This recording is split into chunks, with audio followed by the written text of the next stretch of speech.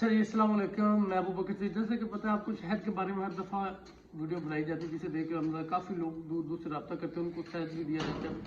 तो मेरे कस्टमर हैं, कस्टमर तो नहीं, अभी उन्होंने शहद नहीं लिया, तो वो है अनीस, उनका नाम है, मस्कत में है। तो मेरी एक टिकटॉक पे बहुत ज़्यादा वीडियो वायरल हुई थी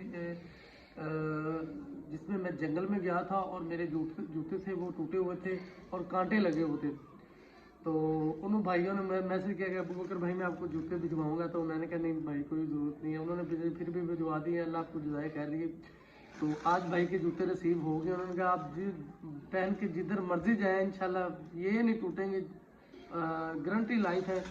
तो माशाल्लाह से आज मैं उनके लेके आया और माशाल्लाह काफ़ी जब मैंने देखा तो मैंने कहा यार बहुत ही ज़बरदस्त है, ये देखिए ऊपर लोहा लगा हुआ है और पहन के देखते हैं, अल्लाह आपको जज़ाए खैर दे जिसका। माशाल्लाह जी,